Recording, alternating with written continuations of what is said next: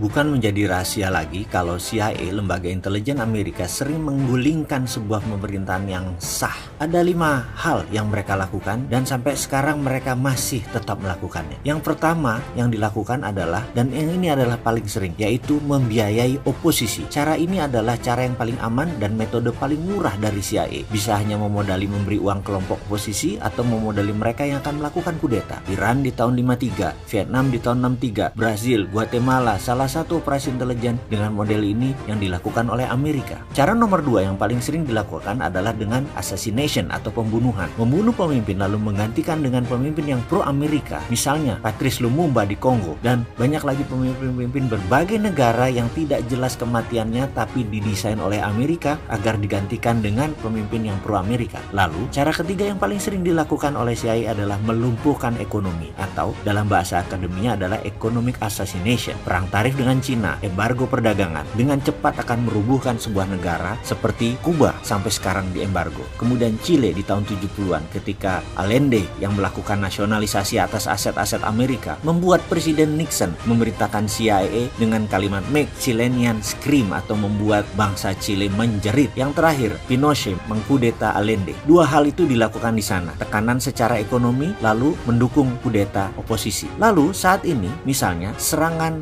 mata uang lira di Turki yang menjatuhkan 40% nilai Turki dalam setahun terakhir dan membuat banyak investasi keluar dari Turki. Kemudian juga Venezuela diserang dengan economic hitman sehingga inflasinya lebih dari 1000%. Indonesia di tahun 1997 adalah bagian dari economic assassination untuk merubuhkan rezim Soeharto. Kemudian saat ini yang paling sering dipakai adalah nomor 4, yaitu pengambil alihan kendali atas media. CIA akan membeli koran, membeli TV, membeli radio untuk merubah opini publik dan melakukan kampanye anti penguasa yang anti Amerika. Di Italia, CIA pernah membeli koran Rome Daily American agar Italia tidak jatuh ke tangan komunis. Namun sekarang petinggi CIA pernah berkata lebih gampang membeli wartawan dan redakturnya daripada membeli koran atau media. Karena itu, banyak sekali sekarang foreign jurnalis yang dibayar oleh CIA, dan di media warfare ini kuncinya adalah kendali informasi, di mana sekarang meluas ke internet dan medsos dengan analitik strateginya. Terakhir adalah membangun kepanikan atau menciptakan chaos, menciptakan ketegangan sosial. Seringnya ada demo atau street protest, itu adalah bagian menciptakan kekacauan atau chaos. Turun ke jalan berdemo adalah CIA style sekali. Coba lihat, coba ingat-ingat